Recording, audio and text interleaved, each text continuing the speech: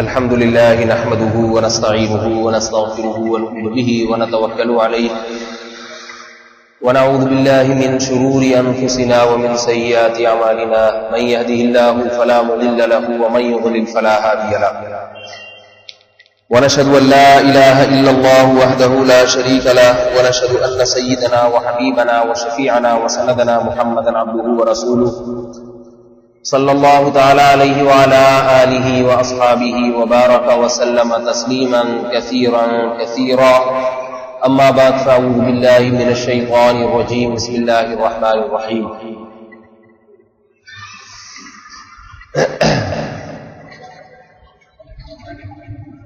شهر رمضان الذي أنزل فيه القرآن هدى للناس وبينات من الهدى والفرقان فمن شهد منكم الشهر فليصم. رمضان المبارک تقریباً گزرنے کو ہے، ختم ہونے کو ہے.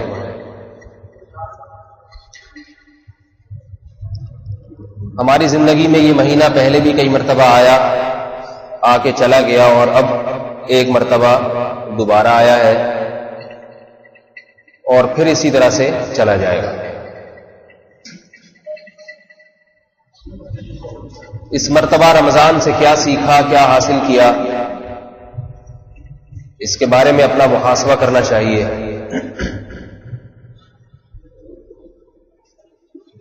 احتساب کی صدا آج ہر جگہ لگائی جاتی ہے. حکمرانوں کا حساب ہونا چاہیے، کس نے کیا کھایا، کتنا کمایا، قوم کی کیا خدمت کی، سب حساب ہونا چاہیے. لیکن اپنے احتساب، اپنے حساب کی طرف ہم میں سے کوئی بھی توجہ نہیں دیتا. حالانکہ دوسرے کا اگر حساب نہ لے تو قیامت میں اللہ تو حساب لے لے گا.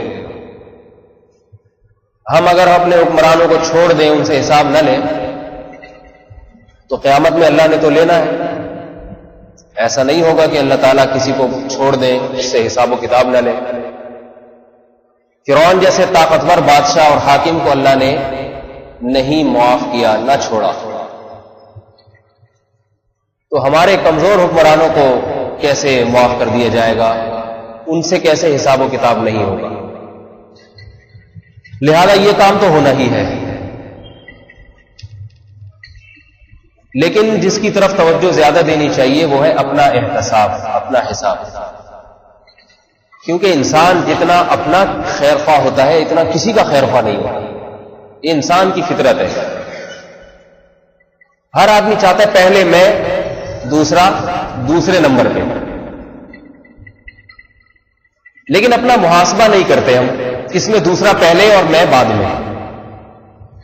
اس کی وجہ کیا ہے کہ ہمارا خیال یہ ہے کہ ہم حساب و کتاب کر کے، اپنا احتساب کر کے پھنس جائیں گے. اور ظاہر ہے پھنسانا انسان دوسرے کو چاہتا ہے، خود کوئی نہیں پھنسنا چاہتا. میرا خیال ہے شاید سمجھ میں نہیں آ رہی بات.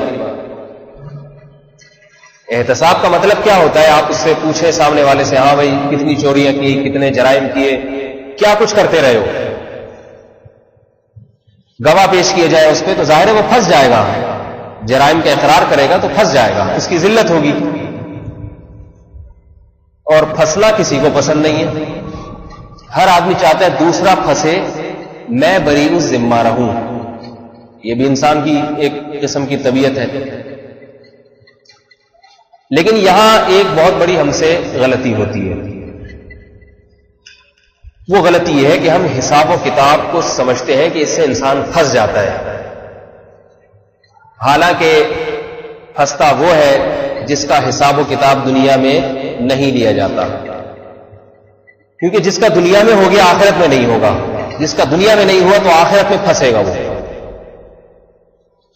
دنیا میں اگر محاسبہ نہیں کیا، اپنا احتساب نہیں کیا، اپنی غلطیوں کو تسلیم کر کے ان کی اصلاح کی کوشش نہیں کی، اپنے اوپر خود سے سزا جاری نہیں کی، تو یہ کام پھر بعد میں ہوگا، اور بعد میں بہت ہی خطرناک احتساب ہوگا. دنیا میں حساب اور سزا ہلکی ہے، اللہ نے ہلکی سزا رکھی ہے. آخرت میں بہت زیادہ رکھی ہے. دیکھیے رسول اللہ صلی اللہ علیہ وسلم نے فرمایا جب کوئی شخص بخار میں مبتلا ہوتا ہے، اللہ کسی مسلمان کو بخار میں مبتلا کرتے ہیں، تو بخار کی جو آگ ہے، بخار کی جو گرمی ہے، یہ گرمی بھی انسان کے گناہوں کو دھوتی ہے، صاف کرتی ہے، پاک کرتی ہے. لہذا بخار مسلمان کے حق میں بہت بڑی نعمت ہے. لیکن اگر دنیا میں بخار نہ ہو اور آخرت میں معافی تلافی ہو گرمی سے، تو وہاں کی گرمی جہنم کی آگ ہے. آخرت میں بھی مسلمان جب جہنم میں جائیں گے تو جہنم کی آگ سے ان کے گناہ جھڑیں گے، معاف ہوں گے. جتنا عرصہ لگے معافی میں اتنا عرصہ جہنم میں پڑے رہیں گے. موازنہ کر لیں، مقابلہ کر لیں، یہاں کی گرمی بخار اور وہاں کی گرمی آگ. اللہ کے نبی نے فرمایا کہ جس کو بخار میں مبتلا کیا جاتا ہے، حدیث کا مفہوم ہے کہ جہنم کی گرمی سے اس کو بچایا جاتا ہے. اتنے حصے کا عذاب اللہ نے دنیا میں دے دیا اسے. یہاں کتنا تھوڑا اور وہاں کتنا زیادہ. اس لیے خوش قسمت انسان وہ ہے جسے گناہوں کی سزا یہی مل جائے، وہاں نہ ملے، اور بدقسمت وہ ہے جسے یہاں کچھ نہ ہو، گناہ بھی کرتا رہے اور خوش و خرم زندگی بھی گزارتا رہے. لوگ کہتے ہیں یہ آواز اگر اس کی ذرا تیز کر دے، میرا گلا بیٹھا ہوا ہے، تو اسپیکر کی آواز ذرا بڑھا دے تاکہ مجھے گلے پر زیادہ زور نہ دباؤ نہ ڈالنا پڑے. رمضان کے آخری عشرے میں تو بیانات ہی بیانات ہیں، اور افطاری میں بعض دفعہ آدمی کوئی ایسی اوٹ پٹانگ قسم کی چیز کھا لیتا ہے، کیونکہ بہرحال دل تو ہر ایک کا کرتا ہے. پرہیز کون بھلا افطاری میں کرے. اور میرا گلا ایسا ہے کہ وہ کوئی الٹی سیدھی چیز برداشت کرتا نہیں ہے. کھٹائی کا نام سن کے کھٹائی میں پڑ جاتا ہے. اس لیے کل میں نے دوا کھائی تھی تو کچھ گلا کھلا میرا، ورنہ کل تو بالکل ہی بیٹھ گیا تھا. میں یہ کر رہا تھا کہ یہاں اللہ نے سزا بہت تھوڑی رکھی ہے. اگر ایک شخص گناہ کرتا رہے، بد نظری کرتا ہے، زنا کرتا ہے، شراب پیتا ہے، نمازیں ضائع کرتا ہے، والدین کی نافرمانی کرتا ہے، اور آپ دیکھ رہے ہیں کہ اسے کچھ بھی نہیں ہوتا، اس کا کاروبار بھی پھل پھول رہا ہے، نہ اسے کوئی بیماری آتی ہے، نہ اس سے کوئی حادثہ لاحق ہوتا ہے، عزت بھی روز بروز بڑھتی چلی آ رہی ہے، تو سمجھ لیں کہ یہ بہت ہی بدقسمت ہے، بہت ہی بدقسمت. کیونکہ یہ تو اصول کی بات ہے کہ خدا اپنی نافرمانی کو جیسے پسند نہیں کرتا تو نافرمانوں سے محبت بھی نہیں کرتا. یہ کیسے ممکن ہے کہ ایک آدمی ظالم ہو، نافرمان ہو، باغی ہو، اور خدا اسے پھلتا پھولتا دیکھ لے؟ یہ ممکن نہیں ہے. اللہ اگر اپنے نافرمان کو پھلاتا اور پھلاتا ہے اس لیے تاکہ آخرت میں ساری کسر نکل جائے اس میں. ایسا نہ ہو کہ دنیا میں آفتوں اور مصیبتوں کے ذریعے اس کے گناہ ہلکے ہو جائے اور آخرت کی آگ مجھے اس کے لیے ٹھنڈی کرنا پڑے. ایسا نہ ہو. سنستدرجهم من حيث لا يعلمون، فرمایا ہم ان نافرمانوں کو ڈھیل دیں گے، ان کو خود پتہ نہیں چلے گا. یہ سمجھ رہے ہوں گے اللہ کی نعمتیں، دیکھو اللہ کا دیا سب کچھ ہے ہمارے پاس. حضرت آپ تو نہ نماز پڑھتے ہیں، آپ نہ والدین کے ساتھ اچھا سلوک کرتے ہیں، آپ نظر کی حفاظت نہیں کرتے، آپ غیبت سے نہیں اجتناب کرتے، اور پھر بھی اللہ کا دیا آپ کے پاس سب کچھ ہے. تو یہ خوش ہونے کی بات بولو بھائی نہیں. لوگ خوش ہو رہے تو ماشاء اللہ اللہ کا دیا بہت کچھ. اللہ کا دیا یقیناً ہے، اللہ ہی نے دیا یہ، لیکن یہ اللہ کا دیا اس حالت میں نعمت نہیں ہے. نعمت نہیں. رسول اللہ صلی اللہ علیہ وسلم کی صحیح حدیث ہے، صحیح بخاری صحیح مسلم کی حدیث، فرمایا ان اللہ اذا رضی القوم، اللہ جب کسی سے محبت کرتے ہیں، عجل له عقوبته فی الدنیا، اس کی آخرت کی سزا اسے دنیا میں ہی دے دیتے ہیں. اور جس سے اللہ رب العزت نفرت کرتے ہیں اسے اس کی سزا دنیا میں نہیں دیتے. فرعون کو دیکھیں، کتنا پھلا پھولا ہے، کتنی عزت ملی. مقابلہ وقت کے سب سے بڑے نبی سے، اللہ کے کلیم سے مقابلہ کرنے والا، اسے بھی مہلت دی جا رہی ہے. ہزاروں بچوں کا قاتل، بتاؤ اس سے بڑا کوئی ظالم ہو سکتا ہے؟ اور قاتل بھی کیسا؟ یذبح ابناءہم، دودھ پیتے بچوں کو ذبح کروا دیا کرتا تھا. کیا ماؤں کے دل پہ گزرتی ہوگی جن کی چھاتیوں سے بچوں کو چھین کے ان کے گلوں پہ چھری چلائی جاتی تھی. ایک بچہ نہیں، دو بچہ نہیں، بنی اسرائیل کی نسل کو ختم کرنے کے لیے سینکڑوں بچے ذبح کر ڈالے تھے اس نے. کتنی بددعائیں اور کتنی آہیں لگی ہوں گی اس کو، مگر نہ اس کی حکومت کا تختہ الٹا جا رہا ہے، نہ کوئی اپوزیشن کا ڈر، کوئی اپوزیشن اس کے خلاف دھرنے دے رہی ہو. ہمارے حکمران تو وہ کچھ کر نہیں سکتے جو فرعون کر گیا. ہمارے حکمران اگر کچھ زیادہ کریں گے تو اپوزیشن دھرنا دے گی کہ اب ہمیں بھی کچھ موقع دو کرنے کا، سارا تم ہی کھا جاؤ گے. اب ہماری باری بھی آنے والی ہے، کچھ اسلام آباد ہمارے حوالے کرو تاکہ اب ہم اس قوم کو لوٹیں. ایسا نہ ہو کہ تم لوٹ لاٹ کے بالکل ہی قحط زدہ بنا دو ملک. اپوزیشن مقابلہ کرتی ہے اور وہ حکمرانوں کی ٹانگیں کھینچنے کی کوشش کرتی ہے کہ یہ کرسی ہمارے حوالے کرو. اور ہم ایسے گدھے، اللہ معاف فرمائیے، لفظ مجھے کہتے ہوئے اچھا نہیں لگ رہا، لیکن حقیقت ہے ہماری حالت شاید گدھوں سے کم نہ ہو. ووٹ پھر انہی کو دیں گے. چلو اس دفعہ تم نے لوٹا ہے، اس دفعہ اپوزیشن کو. پھر اس کے بعد لوگ آ کے میرے پاس شکایت کرتے ہیں کہ یہ ہمارے حکمران کیا کر رہے ہیں، قتل و غارت. تو میں کہتا ہوں اس میں حکمرانوں کو برا بھلا کہنے کی ضرورت نہیں ہے، یہ ہمارے ہی پہنچائے ہوئے لوگ ہیں، ہمارے پہنچائے ہوئے لوگ. ابھی آپ دیکھ لیں اگر الیکشن ہو جائے دوبارہ، وہی بدل کے چہرے بدل کے لائے جائیں گے. تو جب میرے بھائی ہم خود ان حالات پہ راضی ہیں، خدا نے آج تک اس قوم کی حالت نہیں بدلی، نہ ہو جس کو خیال خود اپنی حالت کے بدلنے کا.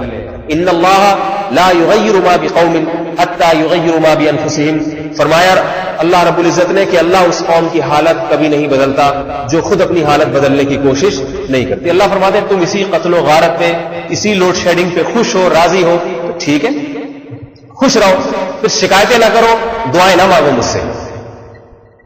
بہرحال میں یہ عرض کر رہا تھا آج کے حکمرانوں کو تو اپوزیشن کا، حزب مخالف کا ڈر ہوتا ہے. فرعون کو اس کا بھی ڈر نہیں تھا، کوئی مقابلے میں تھا ہی نہیں. غلام قوم، کمزور ترین قوم دنیا کی. وَيَسْتَحْيِي نِسَاءَهُمْ، بنی اسرائیل کی عورتوں کو زندہ رکھتے تھے، بس مردوں کو قتل، تاکہ یہ عورتیں ہماری باندیاں اور غلام بن کے رہیں اور ان سے ہم اپنی نسل میں اضافہ کریں. کس قدر ذلت ہے، پیغمبروں کی اولاد ایسی قوم، اس قوم کے لیے کتنی ذلت کی بات ہوگی. مگر فرعون کو بظاہر کسی کی بددعائیں نہیں لگ رہی تھی. ان دنوں میں اگر فرعون سے بھی کوئی پوچھتا بھائی کیسے حالات ہیں، کہتے اللہ کا دیا بہت کچھ، اللہ کا دیا بہت کچھ. میری حکومت میں کوئی پتا، درخت کا پتا میری مرضی کے بغیر نہیں ہل سکتا، اللہ کا دیا بہت کچھ ہے. فرعون کو یہ معلوم نہیں تھا کہ یہ سب کچھ تجھے ایسی جہنم میں دھکیلنے کی تیاریاں ہو رہی ہیں، ایسی دھکیلنے کی تیاریاں کہ موت تک تو آنے والے انسانوں کے لیے عبرت کا نشان بنا رہے. فرعون یہ نہیں جانتا تھا. فرعون نے یہاں تک دعوے کرنا شروع کر دیے. حضرت موسیٰ علیہ السلام جب دعوت دیتے رہے اور اللہ کا تحمل دیکھیں، حلیم اللہ کی ایک صفت ہے، بردبار، برداشت کرنے والا. یہ صفت دیکھیں، اللہ نے حضرت موسیٰ علیہ السلام کو جب فرعون کے پاس بھیجا جس نے اتنے ظلم کر چکا تھا، ہزاروں انسانوں کا قتل اور انا ربکم الاعلی کا دعویٰ، سب سے بڑا جرم تو یہ میں ہوں تمہارا رب. اپنے خالق کا انکار کر دیا اس نے، لوگوں سے اپنی عبادت کرواتا تھا. جب اللہ نے موسیٰ کلیم اللہ کو بھیجا فرعون کے پاس تو فرعون نے کیا کہا؟ موسیٰ علیہ السلام کو اللہ نے کیا کہا؟ قولا له قولا لینا لعله يتذکر او یخشی. اے موسیٰ نرم لہجے میں بات کرنا، شاید کہ وہ ڈر جائے اور نصیحت حاصل کر لے. شاید اس وقت بھی اس کو مہلت دی جا رہی ہے، آ جاؤ، اب آ جاتے ہو تو تمہاری توبہ قبول ہے. کس قدر اللہ کا حلم اور بردباری ہے، کس قدر برداشت ہے. بہرحال سب کو واقعہ معلوم ہے موسیٰ علیہ السلام کا اور فرعون کا. کتنا سمجھایا، فرعون کے مظالم بڑھتے چلے گئے.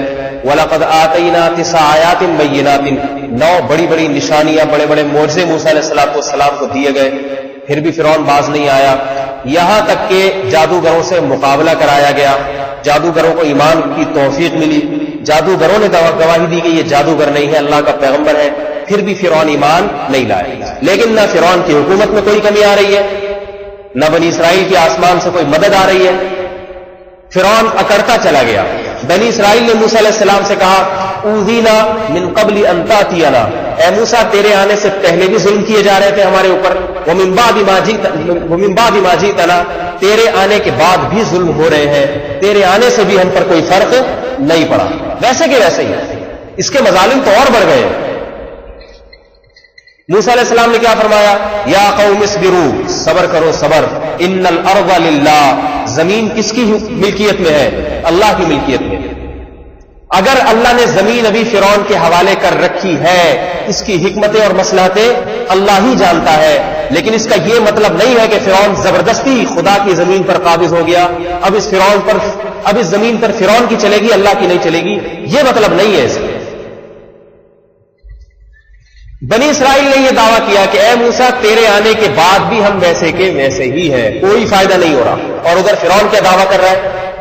اتنے معجزات دکھانے کے بعد، اتنا سمجھانے کے بعد فرعون یہ دعویٰ کر رہا ہے کہ اگر میں غلط ہوتا، یہ بات سننے کی ہے، سمجھنے کی، اگر میں غلط ہوتا اور موسیٰ برحق ہوتے تو جو دولت میرے پاس ہے وہ موسیٰ کے پاس ہونی چاہیے تھی، کیونکہ آپ کا دعویٰ ہے کہ دولت اور حکومت کس کے قبضے میں ہے؟ اللہ کے۔ اللہ کو پسند اگر موسیٰ ہے تو دیکھو ہر آدمی اپنے پسندیدہ لوگوں کے ساتھ احسان کرتا ہے نہیں کرتا؟ میرا خیال ہے میں شاید انگلش میں بیان کر رہا ہوں، آپ حضرات کی سمجھ میں نہیں آ رہا، ٹھیک ہے، گردن ہلائیں، کچھ بتائیں کہ ہاں بھائی آپ کا ایک دشمن ہے، ایک دوست ہے، تو آپ دعوت کس کی کریں گے؟ بولو بھائی، دوست۔ دشمن کو کوئی پوچھتا ہے؟ دشمن کو تو ممکن ہے دعوت کریں تو زہر ملا کے کھلا دیں اسے کہ بھائی چلو اس بہانے ہاتھ تو آیا ہی۔ ہمیشہ احسان دوستوں پہ کیا جاتا ہے، دشمنوں پہ احسانات نہیں کیے جاتے۔ فرعون یہی دعویٰ کر رہا ہے، فلولا القی علیہ اسورۃ من ذہب، اس کے پاس سونے کے کنگن کیوں نہیں ہے موسیٰ کے پاس؟ ولا یکاد یبین، اس کی زبان میں وہ فصاحت و بلاغت کیوں نہیں ہے جو میری زبان میں ہے؟ اور اس کے ساتھ فرشتے کیوں نہیں چلتے؟ ایسے ایسے دعوے کہ اگر یہ اللہ کا پسندیدہ ہے، اس کائنات کو بنانے والے کا پسندیدہ ہے، تو اس نے مجھے حکومت دی، مجھے دولت دی، اسے کچھ بھی نہیں دیا، اسے مسکین اور غریب کیوں بنایا اس نے؟ لہذا یہ دعویٰ کر کے اپنی قوم میں کہا کہ میں حق پر ہوں، موسیٰ حق پر نہیں۔ یہاں اپنا محاسبہ کرنا چاہیے کہ کہیں ہم بھی اسی گھمنڈ میں مبتلا تو نہیں؟ ہمارے پاس گاڑی ہے، ہمارے پاس اچھا گھر ہے، ہماری صحت اچھی ہے، ہم اپنے آپ کو اللہ کا محبوب سمجھنا شروع کر دیں اور کہیں کہ بھئی اگر ہم برے ہوتے تو ہم پہ فالش کیوں نہیں گرتا، ہم سے اللہ ناراض کیوں نہیں ہوتا، ہمیں کسی مصیبت میں مبتلا کیوں نہیں کرتا؟ یہ حالات تو میرے بھائی اللہ نے اپنے دشمنوں کے ساتھ رکھے ہیں۔ فرعون نے یہ دعویٰ کیا، فاستکبر هو وجنودہ، اللہ فرماتے ہیں اللہ نے نعمتیں دی، ان نعمتوں کی بنیاد پہ اللہ کے سامنے جھکنے کے بجائے تکبر کرنے لگا فرعون بھی اور اس کی قوم بھی۔ اللہ فرماتے ہیں فاغرقناہم فی الیم، انجام دیکھو کیا ہوا ہے، ہم نے ان کو پانی کی موجوں کے حوالے کر دیا۔ اور آخر وقت میں فرعون نے جب توبہ کی تو اللہ نے کیا فرمایا؟ آل وقد عصیت قبل، اب تو توبہ کر رہا ہے، اس سے پہلے تو نافرمانی کرتا رہا، اب تیری توبہ قبول نہیں ہوگی۔ این آخری وقت میں اللہ نے اس کو ہلاکت دی اور فرمایا کہ النار، آج کے بعد زمین تیری لاش کو پھینک دے گی، پانی تیری لاش کو پھینک دے گا۔ فَالْيَوْمَ نُنَجِّيكَ بِبَدَنِكَ، تیرے جسم کو ہم محفوظ رکھیں گے، لِتَكُونَ لِمَنْ خَلْفَكَ آیَةً، تاکہ بعد والے لوگوں کے لیے تو نشانی بنے۔ اور فرمایا کہ صبح و شام یعرضون علیہا غدوا وعشیا، فرعون کی روح کو آگ پر پیش کیا جاتا ہے جسے برزخ کا عذاب کہتے ہیں۔ اور وَيَوْمَ تَقُومُ السَّاعَةُ، جب قیامت قائم ہوگی، أَدْخِلُوا آلَ فِرْعَوْنَ أَشَدَّ الْعَذَابِ، اس سے بڑی آگ میں فرعون کو ہمیشہ کے لیے داخل کر دوں۔ تو میرے بھائی وہاں کا عذاب ہے آگ سے کم عذاب نہیں ہے وہاں پہ۔ خوش قسمت انسان وہ ہے جو اس دنیا میں گناہوں سے توبہ کر لے، اپنا محاسبہ کر لے، لسٹ بنا دے گناہوں کی کہ میرے اندر یہ برائیاں ہیں.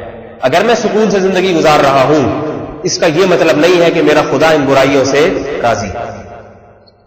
آج اگر میں نے ان برائیوں کی اصلاح نہیں کی, ان کو چھوڑنے کی کوشش نہیں کی, تو آئندہ آنے والی کل میرے لیے بہت زیادہ خطرناک ہوگی اور بھیانک ہوگی. فرمائے ان الذین یکسبون الاثم, وہ لوگ جو گناہ کماتے ہیں, سیجزون, بہت جلد ان کو بدلہ دے دیا جائے گا, دیر نہیں ہے. لوگ کہتے ہیں ابھی لمبی عمر ہے, قبر کب ہوگی اور میدان حشر کب ہوگا. اللہ فرماتے ہیں سیجزون, سا عربی میں آتا ہے بہت جلدی کے لیے.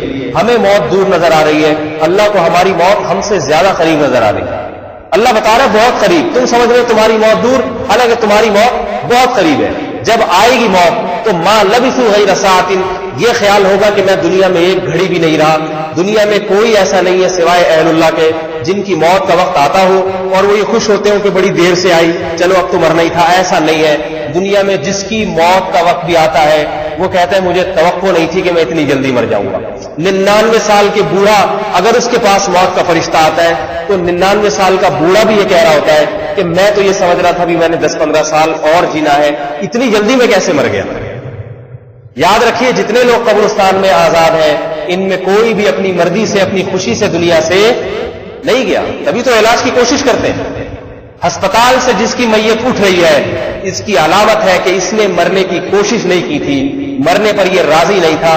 ہسپتال سے جنازوں کا اٹھنا اس بات کی دلیل ہے اس نے تو اپنے آپ کو بچانے کے لیے دولت بھی خرچ کی, ڈاکٹروں کے حوالے بھی کیا, لیکن موت کے فرشتے نے نہ ڈاکٹروں کی سنی نہ اس کی دولت کو دیکھا, اور تقدیر اس پہ غالب آئی اور اس کی میت آج ہسپتال سے, کس کوئی آپریشن تھیٹر سے باہر نکل رہا ہے, کوئی آئی سی یو روم سے باہر نکل رہا ہے, اور جناب کوئی جنرل وارڈ سے باہر نکل رہا ہے. مر رہے ہیں. جو علاج کرنے والا ڈاکٹر وہ خود مر رہا ہے. اسپیشلسٹ جس مرض کا اسپیشلسٹ ہوگا اسی مرض میں مر جاتے ہیں ڈاکٹر. ایسے ڈاکٹر میں جانتا ہوں ہارٹ اسپیشلسٹ ہے اور ہارٹ اٹیک سے مر رہا ہے, شوگر کا اسپیشلسٹ اور شوگر سے مر گیا. ایسے بھی اللہ دکھا رہے ہیں. شیطان ہمیں دھوکہ دیتا ہے. میں اور آپ یہ سمجھتے ہیں کہ نہیں, ہمیں مرنے سے پہلے بتایا جائے گا کہ آپ کے اتنے دن رہ گئے مرنے کے لیے, آپ کا ہفتہ رہ گیا, آپ کا 1.5 ہفتہ رہ گیا, اور پھر بڑے اہتمام سے تیاری کر کے ہم اپنی مرضی سے مریں گے. سمجھ آ رہی ہے نا بات؟ میرا خیال ہے نہیں آ رہی سمجھ. لہذا جب اپنی مرضی سے مریں گے تو مرنے سے پہلے تھوڑا سا حساب و کتاب اپنا سیٹ اپ بنا لیں گے. بھئی یہ تھی, اب چھوڑ دو. لیکن افسوس اس پر ہے اگر یقین ہو جائے نا ایک ہفتے بعد میں مر جاؤں گا, پھر بھی گناہ سے توبہ نہیں کرتے. کیونکہ آج مسلمانوں کا یہ نظریہ بن چکا ہے, ان کا یہ کانسیپٹ ہے کہ نجات کے لیے گناہ سے توبہ ضروری نہیں. کہتے ہیں قرآن خوانیوں سے بخشش ہو جائے گی, اور میرے مرنے کے بعد بچے جو دیگیں چڑھا کے غریبوں میں بانٹیں گے اور مالداروں اور غیر مالداروں کو کھلائیں گے ان سے بخشش ہو جائے گی. ایسا نہیں ہے. میں نے آپ کے سامنے قرآن مجید کی آیت پڑھی, ان الذین یکسبون الاثم, وہ لوگ جو گناہ کماتے ہیں. گناہ کسے کہتے ہیں؟ جس چیز کو اللہ نے کہہ دیا نہ کرو آپ وہ کر رہے ہیں, بس یہ ہے گناہ. اور جس چیز کو کہہ دیا کرو آپ وہ نہیں کرتے. یہ پورے دین کا خلاصہ ہے, پورے دین کا خلاصہ. اللہ نے کہا اقیموا الصلاۃ, نماز قائم کرو. یہ 5 نمازیں جو ہیں آپ نہیں کر رہے تو 1000 قرآن خوانیاں کر لیں, 1000 کونڈے کر لیں, اور معلوم نہیں کیا کیا کر لیں. اللہ کہہ رہے یہ کرو آپ نہیں کر رہے تو میرے بھائی بخشش نہیں ہوگی. وہ الگ بات ہے اللہ تعالیٰ اپنی رحمت سے کسی کو معاف کر دے تو کوئی پابندی نہیں ہے. میں کوئی خدا نخواستہ کوئی جہنم میں پہنچانے کے لیے نہیں آیا کسی کو, لیکن قانون یہی ہے کہ اس کو سزا ملے گی. قانون یہی. ہم میں ہر شخص یہ سمجھتا ہے کہ یہ قانون اللہ میرے حق میں جاری نہیں کرے گا, باقی لوگوں کے لیے, میری ویسے ہی ہو جائے گی. یہ بھی غلط فہمی ہے میرے بھائی. چلے ایک چیز کے بارے میں آپ نے تصور کر لیا اللہ یہ ویسے ہی بخش دے گا یہ گناہ, تو چلو ایک بخش دے گا, دوسرا بھی بخش دے گا, تیسرا بھی بخش دے گا. یہ تو یہودی کہا کرتے تھے, عیسائی کہا کرتے تھے نحن ابناء اللہ واحباؤہ, ہم اللہ کے بیٹے, اللہ کے لاڈلے. اللہ دوسری قوموں کو مروائے گا, ہمیں نہیں مروائے گا, ہماری بخشی بخشائی جائے گی.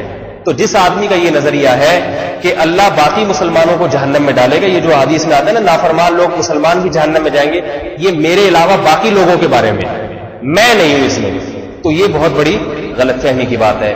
اگر هل عندکم من علم فتخرجوه لنا, اللہ فرماتے ہیں تمہارے پاس پہلے سے کوئی علم ہے کہ تم جنتی ہو تو لے آؤ ہمارے سامنے وہ علم. کوئی پہلے سے علم اگر ہے، اور اتخذتم عند اللہ عہدا، کہ اللہ سے تمہارا کوئی ایگریمنٹ ہوا ہے کہ تمہاری نافرمانی پہ اللہ تمہیں کچھ نہیں کہے گا کیوں تم اللہ کے خصوصی لاڈلے ہو، باقی لوگوں کو پکڑے گا اللہ تعالیٰ. اتخذتم عند اللہ عہدا، اگر تم نے اللہ سے کوئی ایسا عہد کیا ہے، فلن یخلف اللہ عہدہ، تو واقعی پھر اللہ بھی اپنے معاہدوں کی خلاف ورزی نہیں کرتا. ام تقولون علی اللہ ما لا تعلمون، یا اللہ پر ایسی باتیں کرتے ہیں جو تمہیں خود معلوم نہیں ہے. شیطان انسان کو بہت بڑی بڑی امیدیں دلاتا ہے، بہت بڑی بڑی امیدیں. وہ کہتے ہیں زندگی بہت طویل ہے، بہت طویل ہے، ابھی نہیں، بعد میں توبہ، بعد میں توبہ.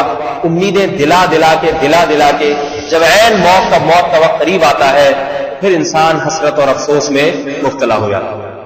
تو میرے بھائی رمضان بھی یہی پیغام لے کر آتا ہے، لعلکم تتقون.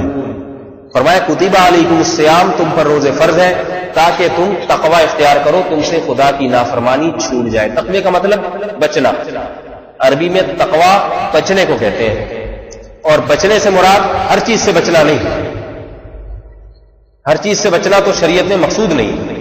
بچنے سے مراد خدا کی ناراضگی سے بچنا، ایسے کام سے بچنا جس سے اللہ ناراض ہوتا ہے. یاد رکھیں اللہ تعالیٰ فرائض اور واجبات کو چھوڑنے سے ناراض ہوتے ہیں اور ناجائز اور حرام کاموں کے کرنے سے ناراض ہوتے ہیں، اسی پر عذاب آتے ہیں. وظیفوں کے چھوٹنے سے عذاب نہیں آتے، اشراق تہجد کے چھوٹنے سے عذاب نہیں آتے. بڑی فضیلت ہے اشراق کی نماز کی، تہجد کی بڑی فضیلت ہے، لیکن اس سے عذاب نہیں آئے گا. جتنے پیغمبر جنہوں نے اپنی قوم کو عذاب سے ڈرایا، انہوں نے اس بات سے ڈرایا کہ تم خدا کی نافرمانی کرو گے تو عذاب آئے گا. یہ نہیں کہا کہ دیکھو تم صبح و شام فلاں وظیفہ نہیں پڑھ رہے لہذا عذاب آ جائے گا، تم نے درود شریف پڑھنا چھوڑ دیا ہے آج کل لہذا عذاب آ جائے گا، تم تہجد کی نماز کیوں نہیں پڑھتے لہذا عذاب آ جائے گا. ایسا کوئی نہیں ہے. ان کل الا کذب الرسل، فرمایا کہ انبیاء کی تکذیب کی، اور ایک اور مقام پر فرمایا کہ انبیاء کی نافرمانی کی. نافرمانی کا مطلب انبیاء کہہ رہے ہیں کام کرو، وہ کہہ رہے ہیں ہم نہیں کریں گے. ان باتوں پر عذاب آیا. آپ ذرا سرسری سا مطالعہ کریں قرآن میں جن قوموں پر عذاب آیا ان کی وجوہات کیا تھی. آج مسلمان ان وجوہات کو چھوڑنے کے لیے تیار نہیں. قوم عاد، قوم ثمود، قوم اصحاب مدین. اصحاب مدین کا کیا جرم تھا میرے بھائی؟ قوم ثمود کا کیا جرم تھا؟ ناپ تول میں کمی کرنا. اس بنیاد پر ان پر عذاب آیا. نبی نے کہا، حضرت صالح علیہ السلام نے، کہ تم ناپ تول میں کمی کرتے ہو. انی اراکم بخیر، میں دیکھتا ہوں کہ تم قحط زدہ لوگ نہیں ہو. ایک آدمی ایسا بھوکا، ایسا ننگا کہ بھوک سے مر رہا ہے، وہ کسی کا بٹوا چرا لے یا تھوڑا گاہک کو ڈس لے، کوئی چونا لگا دے، کوئی ٹوپی پہنا دے گاہک کو، چلو جو تھوڑا سا 5 روپے نکال لوں تاکہ ایک وقت کی روٹی میرے اور میرے بچوں کو مل جائے، تو سمجھ میں بھی آتا ہے. مجبور تھا بیچارہ، بھوکا ہے، کہیں سے روٹی کا انتظام نہیں ہو رہا. لیکن حضرت صالح علیہ السلام فرما رہے انی اراکم بخیر، میں دیکھتا ہوں کہ تمہیں پیٹ بھر کے روٹی ملتی ہے، تمہارے جسموں پہ لباس موجود ہے، قحط نہیں پڑا. اس کے باوجود تم گاہکوں میں ناپ تول میں کمی کرتے ہو. پیسے جب لیتے ہو پورے گن کے لیتے ہو، اور جب سودا دیتے ہو تو اس میں ڈنڈی مارتے ہو. آج دفتروں میں تنخواہ پوری لی جاتی ہے مگر کام پورا، بولو بھائی، نہیں کیا جاتا. یہ اسی میں داخل ہے. اسکول ٹیچر اگر گورنمنٹ کا ہوگا بچوں کو محنت سے سنجیدگی سے پڑھائے گا نہیں، تنخواہ پوری لے گا گن گن کے، تنخواہ پوری، چھٹیاں کرے گا، حاضری لگوائے گا وہاں پہ. صالح علیہ السلام نے کیا فرمایا؟ انی اخاف علیکم عذاب یوم عظیم، مجھے ڈر ہے کوئی بہت بڑے دن کا عذاب، بہت بڑا عذاب تم پر نہ آ جائے. وہ قوم جواب میں کیا کہنے لگی؟ یا صالح قد کنت فینا مرجوا قبل هذا، اے صالح تو تو بڑا اچھا نوجوان تھا، مرجوا تجھ سے تو ہمیں بڑی بڑی امیدیں تھیں. اتنہانا ان نعبد ما یعبد آباؤنا او ان نفعل فی اموالنا ما نشاء، تو ہمیں ہمارے باپ دادا کے معبودوں کی عبادت سے روکتا ہے اور ہمارے کاروبار میں دخل اندازی کرتا ہے. ہماری تجارت، ہمارا مال، ہمارا گاہک، ہم جیسے چاہے اپنا مال بیچیں، اس میں تیری مداخلت ہمیں برداشت نہیں ہے. الصلاۃ تأمرک، کیا تیری نمازیں اس بات کا حکم دیتی ہیں؟ آج تک ہم نے تجھے کبھی نماز سے نہیں روکا، روزے سے نہیں روکا، تو روزہ بھی رکھ، نماز بھی پڑھ، ہمیں اس پر کوئی اعتراض نہیں. لیکن مسجد سے باہر آنے کے بعد تو ہماری دکانوں میں اور ہمارے نجی معاملات میں جو دخل اندازی کر رہا ہے کہ یہ تجارت کا طریقہ حلال ہے اور تجارت کا یہ طریقہ حرام، یہ نجی معاملات میں دخل اندازی ہمیں قبول نہیں۔ آج بھی لوگ کہتے ہیں مولوی کا کام ہے ختم قرآن پہ دعا کرا کے مٹھائی تقسیم کر کے چلے جانا، مولوی کا کام ہے ہمارے بچے میں کان میں آ کے اذان کہہ دینا، مولوی کا کام ہے بچے کو اگر پیلیا ہو گیا ہے تو کچھ ٹوٹ کے کر کے اس کے گلے میں ہاتھ ڈال دینا، مولوی کا کام ہے کہ پھونک مار دینا ہمارا بچہ اگر روتا زیادہ ہے۔ لیکن مولوی اگر ہماری تجارت میں گھسنے کی کوشش کرے گا اور کہے گا کہ سود چھوڑ دو، بینک کی ملازمت چھوڑ دو، بینک کے مینیجر بننا حرام، بینک کے ساتھ سودی بینکوں کے ساتھ کسی قسم کی معاونت اور تعاون حرام، اور بینک میں جو آدمی ملازمت کرتا ہے یا کوئی سود کھاتا ہے اس کے ہدیہ قبول کرنا بھی اسی طرح حرام، کیونکہ اللہ کے نبی نے فرمایا سود لینے والے پر بھی لعنت، دینے والے پر بھی لعنت، گواہ بننے والے پر بھی لعنت، اور سود کی کتابت اور لکھنے والے پر بھی لعنت۔ تو لعنتی عمل کی اجرت حلال کیسے ہو سکتی ہے؟ اور اگر اس کے لیے حلال تو سب کے لیے حلال، کسی کے لیے بھی جائز نہیں ہے کہ اس کی آمدن سے استفادہ کرے۔ اگر مولوی صاحب ممبر پہ بیٹھ کے یہ بات کرنا شروع کر دے تو لوگ کہیں گے یہ مولوی اپنی پٹری سے ہٹنا شروع ہو گیا ہے، انہیں ہم نے نماز پڑھانے کے لیے بٹھایا تھا اور بچے کی کان میں اذان کہنے کے لیے، نماز جنازہ پڑھانے کے لیے، یہ تو ہمارے گھروں میں گھس کے ہماری آمدن میں دخل اندازی کرنا شروع کر دی، ہماری چائے کا حرام کہہ رہا ہے۔ تو یہی حساب کتاب ہے۔ میں ایک جگہ نکاح پڑھانے کے لیے گیا، بہت کم جاتا ہوں میں کہیں نکاح پڑھانے کے لیے میں گیا، میں نے پڑھایا نکاح تو میں نے دیکھا سالیاں جو لڑکی کی بہنیں تھیں وہ نیا نیا جو دولہا بنا تھا اس سے بہت فری ہو رہی تھی۔ میں بیٹھا ہوا بھی، مجھے یہ عمل اچھا نہیں لگا۔ میں نے کہا لوگ مولوی صاحب سے صرف نکاح پڑھوا کے چلے جاتے، آگے یہ نہیں پوچھتے کہ یہ جو حرکت ہو رہی ہے یہ جائز ہے یا بولو بھائی ناجائز۔ میں نے بتایا کہ شریعت میں سالی کے لیے اپنے بہنوئی سے پردہ کرنا فرض ہے، سمجھ میں آ رہی ہے بات؟ فرض ہے۔ شادی جس لڑکی سے ہوئی ہے بس وہی آپ کی ہوئی، اس کی بہنوں سے آپ کا تعلق نہیں، رشتہ داری ہے ٹھیک ہے خیال کرنا چاہیے لیکن فری ہونے کی اجازت بولو بھائی نہیں۔ مجال ہے کوئی مولوی صاحب بول کے دکھا دے وہاں پہ یہ غلط ہو رہا ہے۔ لوگ کیا کہتے ہیں انہوں نے تو ہمارے خاندانوں کو توڑنا شروع کر دیا ہے۔ ایک جگہ مجھے بیان کے لیے بلایا جاتا تھا، ایک گھر میں فیملی تھی بہت بڑی ماشاءاللہ، ایک ہی گھر کی فیملی ماشاءاللہ بہت بڑی تھی، بیٹے بیٹیاں ان کی شادیاں ان کی اولادیں ماشاءاللہ، بڑا اچھا ایک خاندانی گھر جسے کہتے ہیں۔ آج کل تو گھر میں ایک آدھ کے علاوہ ایک آدھ بچہ بڑی مشکل سے وہ بھی ہوا ہوتا ہے، ایک اتفاق سے ایک آدھ اور ہو گیا وہ بھی غلطی سے ہوا ہوتا ہے، ورنہ نظریہ یہی ہے کہ ایک سے زیادہ نہ ہو، تو اس سے فیملی وجود میں نہیں آتی۔ سمجھ آ رہی ہے نا بات؟ فیملی نہیں ہوتی، بس وہ ماں باپ بوڑھے ہو جائیں گے، وہ بچے ایک آدھ کوئی امریکہ میں ہوگا ایک کہیں سعودیہ میں ہوگا، تو بوڑھے ماں باپ پھر ہزار ہزار گز کے بنگلوں میں نا ایک دوسرے کا بیچارے منہ تک رہے ہیں۔ میں نے ایسی فیملیاں دیکھی ہیں، ڈیفینس میں ایسے لوگ بہت ہیں، ایک آدھ بچہ ہوا ماں باپ بوڑھے ہو گئے تو کوئی خاندان ہی نہیں، تو بس پیسے بیچتے رہتے ہیں اولاد، اور یہ بوڑھے ماں باپ ایک دوسرے سے لڑتے رہتے ہیں بیٹھ، اور کچھ کرنے کا کام ہی نہیں۔ تو بہرحال ان کا خاندان ماشاءاللہ بڑا، مجھے انہوں نے بیان کے لیے بلایا، بہت ساری خواتین بھی تھی مرد بھی تھے، میں نے وہاں بیان شروع کیا تو اللہ کی قدرت، کیونکہ گھر کے سربراہ گھر میں موجود نہیں ہوتے تھے، ان کے ملازمت کا ٹائم تھا، وہ گھر میں نہیں ہوتے تھے اس وقت، انہوں نے ان کو بیان سننے کا موقع نہیں ملا۔ اب سارا گھر اللہ کے فضل سے سدھر گیا۔ میں نے بتایا کہ بھئی یہ نافرمانی میں شرکت جائز نہیں ہے، کوئی گناہ کی محفل ہو وہاں آپ کے لیے جانا جائز نہیں۔ تو میں نے بتایا کہ اگر رشتہ داروں کی شادی میں ناچ گانے کی محفل ہے اور کمبائن مرد اور عورتوں کو اکٹھا دعوت ہے، پردے کا انتظام نہیں، تو ایسی مجلس میں نہ مرد کے لیے جانا جائز ہے نہ عورت، چاہے سگے بھائی ہی کی شادی کیوں نہ ہو۔ لا طاعۃ لمخلوق فی معصیۃ الخالق، خدا کی ناراضگی میں مخلوق کی اطاعت جائز نہیں۔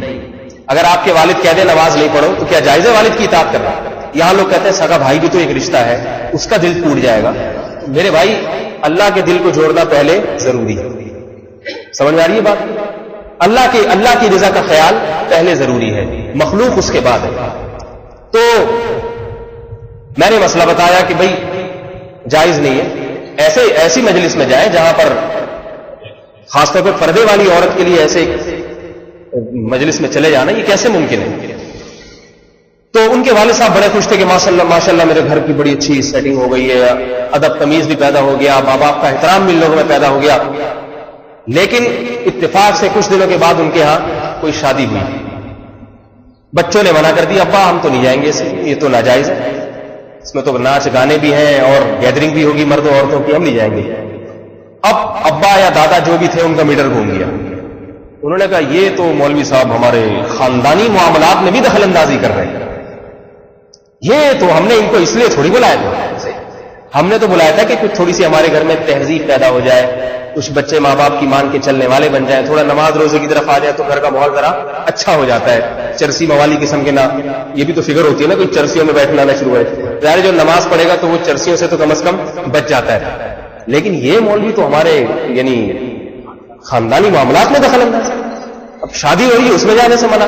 اسی دن سے انہوں نے میرے بیان پہ پابندی لگائی، نہ اس آج کے بعد اب ان کا بیان نہیں ہوگا. بہرحال وہ ان کو بیچاروں کو جو ایک تقویت مل رہی تھی وہ آہستہ آہستہ اہل خانہ بھی ان کے ڈھیلے ہوتے چلے گئے. جب کہیں سے خوراک ملنا بند ہو جاتی ہے اور لائن ہی ڈسکنیکٹ ہو جائے تو ظاہر ہے پھر بیٹری چارج بھی ختم ہو جاتی ہے، آہستہ آہستہ بیٹری بھی ڈاؤن ہو جائے گی. تھوڑے عرصے تک تو وہ احتجاج کرتے رہے، اس کے بعد بیچاروں نے وہی کام شروع کر دیا جو عام لوگ کر رہے ہیں. تو میں یہ کر رہا تھا کہ یہ آج کی بات نہیں، پہلے لوگوں کو بھی یہی طریقہ ہے. کہہ رہے ہمارے داخلی معاملات میں گھسنے کی کوشش نہ کرو، ہمارے کاروبار ہم اپنی مرضی سے کریں گے.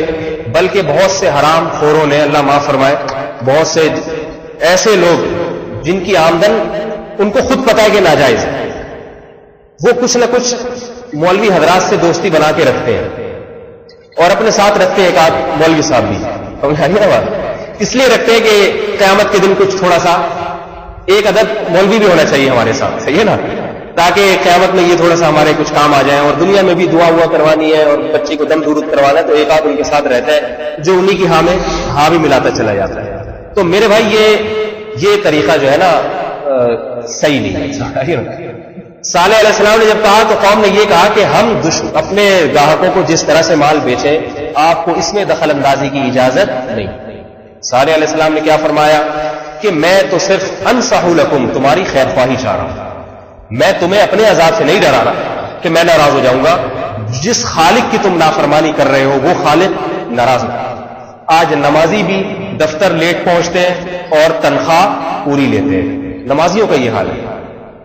نمازی بھی رشوت لے رہے ہیں، اس کی وجہ ہے کہ ان کا خیال یہ ہے کہ اس سے کچھ بھی نہیں ہوگا، اس سے کچھ بھی نہیں ہوگا. تو میرے بھائی ایسا نہیں ہے. حلال و حرام ہی وہ بنیادی چیز ہے جس پہ آخرت میں بخشش کا اللہ تعالیٰ نے جس کو بخشش کا معیار بنایا. اگر ان چیزوں پردہ ہے عورت کے لیے، ایک عورت اگر پردہ کرتی ہے، چچا زاد بھائی سے، پھوپھی زاد بھائی سے پردہ کرتی ہے، خالہ زاد بھائی سے پردہ کرتی ہے، بڑا مشکل باتیں بتا رہا ہوں میں، ٹھیک ہے نا، لیکن اگر وہ ایسا کرتی ہے، بے شک اس کی نمازوں میں زیادہ تہجد نہ ہو، تسبیحات زیادہ نہ ہو، اللہ اس کی بخشش کر دے گا. لیکن ایک عورت صبح و شام 5 لاکھ دفعہ وظیفے پڑھتی ہے، جیسے کہ ہماری خواتین بہت ساری پتہ نہیں کیا کیا عبادتیں کرتی ہیں، میں تو حیران ہوں. ہمارے گھر میں بھی کچھ خواتین آ رہی ہیں تراویح پڑھنے کی، ہمارے گھر کا بعض حصہ مسجد میں داخل ہے تو وہاں تراویح پڑھتی ہے امام کی اقتدا میں، اتنی لمبی رکعتیں مگر وہ پڑھتی ہیں. میں حیران ہوتا ہوں کہ بڑی اللہ نے، ہے تو ہمت کی بات، حوصلہ افزائی کی بات، بری بات نہیں ہے، لیکن آج کی عورت بھی اتنی زیادہ عبادت کرنے کے لیے تیار ہے، ٹھیک ہے اچھی بات ہے، لیکن بات یہ کہ اس سے آسان پہ بھی اللہ راضی ہو رہا ہے، اس سے آسان میں بھی، اس سے کم میں بھی اللہ راضی ہو رہا ہے، مگر وہ کرنے کے لیے تیار نہیں. اس سے کم میں بھی اللہ راضی ہو رہا ہے. وہ کم کیا ہے؟ کبیرہ گناہوں کو چھوڑ دے، بس فرض نماز کی پابندی کرے، اللہ راضی ہے، جنت اس کو ملے گی. تراویح کا اپنا الگ ثواب ہے، یقیناً بہت فضیلت ہے، اس کا میں منکر خدا نخواستہ نہیں ہوں، لیکن اللہ اس سے کم میں راضی ہو رہا ہے. مسلمان کہتا ہے میں کم کام نہیں کروں گا، میں زیادہ کر کے اللہ کو منانے کی کوشش کروں گا، لیکن جس کی اللہ کی نظر میں اہمیت ہے وہ نہیں. میں دیکھیں میں اس کی چند ایک مثالیں دیتا ہوں، اس سے بات انشاءاللہ آپ کی سمجھ میں آ جائے گی. شریعت میں روزے کا حکم ہے یا نہیں؟ اور روزہ کس وقت سے ہوتا ہے؟ صبح صادق سے لے کے غروب آفتاب تک. صبح صادق میں آپ نے سحری کھائی اور عین جب سورج غروب ہوا آپ کو یقین ہو گیا، شریعت کہتی ہے آپ فوراً افطاری کر لیں. سمجھ آ رہی ہے نا بات؟ آپ کہتے ہیں نہیں میں زیادہ محنت کر کے اللہ کو مناؤں گا، افطاری کا وقت ہو گیا، سائرن بج رہے، اذانیں ہو رہی ہیں، آپ کہہ رہے ہیں میں نہیں کھاؤں گا ابھی، میں روزہ ذرا لمبا کروں گا، میں عشاء کے بعد جا کے افطار کروں گا، تو لوگ کیا کہیں گے؟ بھائی اس سے اللہ راضی نہیں، اللہ اس سے کم کے زیادہ خوش ہو رہے ہیں۔ اگر زیادہ محنت اپنی طرف سے کرنے کی کوشش کرو گے تو اگر شریعت میں اس کا کوئی ثبوت نہیں ہے تو وہ تو بدعت عمل بن جائے گا۔ سمجھ میں آ رہی ہے نا بات؟ اور آپ کی یہ محنت رائگاں جائے گی، ضائع ہوگی، اس محنت کا گناہ تو ملے گا، ثواب نہیں ملے گا۔ ایک بات تو یہ ہو گئی۔ دوسری بات، آپ نے کیا کیا؟ ساری رات تہجد کی نماز پڑھی، فجر کی نماز جماعت سے گول کر دیا آپ نے، حالانکہ ساری رات سوتے رہنا اور فجر کی 2 سنت 2 رکعت مسجد میں جا کے پڑھ لینا یہ آسان کام ہے یا نہیں؟ ساری رات تہجد پڑھنا یہ مشکل کام ہے، لیکن آپ نے کیا کیا؟ ساری رات تہجد میں لگا دی۔ یقیناً تہجد ایک اچھا عمل ہے، یقیناً اس کا ثواب ملے گا، لیکن فجر کی نماز آپ نے گول کر دی، تو لوگ کیا کہیں گے؟ محنت زیادہ کر کے بھی اس بیچارے کو کچھ حاصل نہیں، تھوڑا سا تو حاصل ہوا، تہجد کا ثواب تو ملا، لیکن فجر کی نماز چھوڑنے کا جو گناہ ہے وہ تہجد کے ثواب سے کئی گنا زیادہ ہے۔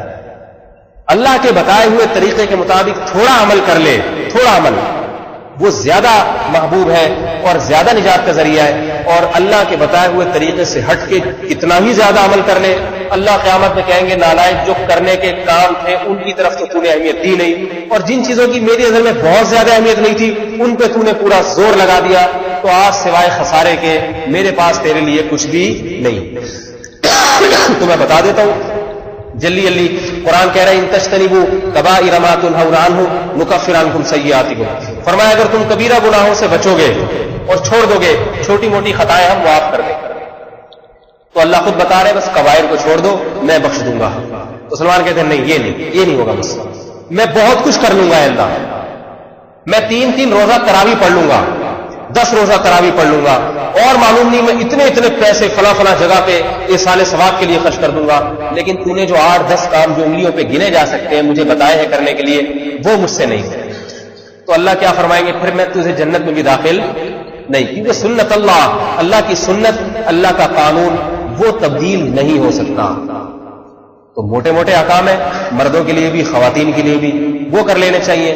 کبیرہ گناہوں کو چھوڑ دو، ان کبیرہ میں سب سے پہلے شرک۔ اگر ایک آدمی کہتا ہے کہ اللہ کے سوا بھی کسی کو کچھ اختیارات ہیں میری بگڑی بنانے کے، مجھے اولاد دینے کے، میری روزی میں برکت دینے کے، اللہ کے رسول کو ہیں اختیارات، یا فرشتے کو ہیں، یا کسی ولی کو ہیں، تو یہ مشرک ہے۔ مشرک ایڑیاں رگڑ کے اپنی ایڑیوں کو گھسا دے اور سر اللہ کے سامنے سجدے میں رکھ کے سر کو گھسا دے، رو کے آنسوؤں کے دریا بہا دے۔ اللہ فرماتے ہیں کرامات راکھ کا ڈھیر جیسے ہوتا ہے نا، راکھ کا ڈھیر دیکھنے میں کتنا بڑا، لیکن پھونک مارے راکھ سب سے پہلے اڑ جاتی ہے، ایسا بے وزن عمل ہے یہ، اللہ کے ہاں اس کی کوئی قیمت نہیں۔ آج کتنے لوگ یہ کوئی یا علی مدد کے نعرے لگا رہے ہیں، کوئی یا رسول اللہ مدد کے نعرے لگا رہے ہیں، کوئی یا غوث اعظم مدد کے نعرے لگا رہے ہیں، کوئی کچھ پتہ نہیں چلتا، کبھی اللہ سے مانگ رہے ہیں، کبھی اللہ کے رسول سے مانگ رہے ہیں، کبھی علی سے مانگ رہے ہیں، کبھی حسین سے مانگ رہے ہیں، کبھی کسی کے نام پرچیاں، کبھی کسی کے نام نظریں، کبھی کسی کے نام منتیں۔ تو میرے بھائی قرآن نے واضح لفظوں میں بتا دیا کہ مشرک کی قیامت کے دن کوئی مغفرت نہیں۔ میرا خیال نہیں آ رہی بات سمجھ؟ تو شرک سے انسان سب سے پہلے اپنے آپ کو بچائے، یہ یقین رکھے کہ تمام طاقتیں، تمام قوتیں صرف اور صرف اللہ کے پاس، اور اللہ نے اپنے اختیارات میں سے ذرہ برابر بھی اختیار نہ کسی ولی کو دیا، نہ کسی فرشتے کو، نہ کسی پیغمبر کو۔ اللہ اگر کسی نبی سے خوش ہوتے ہیں، ولی سے خوش ہوتے ہیں، اسے جنت کی نعمتیں، اپنا قرب کو عطا فرماتے ہیں، اپنے اختیارات اور اپنی حکومت میں اس کو ذرہ برابر بھی شریک نہیں کرتے، کیونکہ اللہ فرماتے ہیں میں تلے تنہا اکیلا ہوں، لم یتخذ صاحبۃ ولا ولدا، نہ میں نے کسی کو اپنی بیوی بنایا، نہ کسی کو اپنی اولاد بنایا، لا وزیر لہ، اس کا کوئی وزیر مددگار نہیں ہے، کوئی بھی نہیں جس کو اللہ نے اپنے اختیارات میں شریک کیا ہو، یہ واضح لفظوں میں بتا دیا۔ تو پہلا تو کیا ہے میرے بھائی؟ شرک۔ تو یہ اللہ کا فضل ہے، ہم میں سے اکثر لوگ الحمدللہ شرک سے بچتے ہیں، لیکن ایک جگہ گڑبڑ ہو رہی ہے۔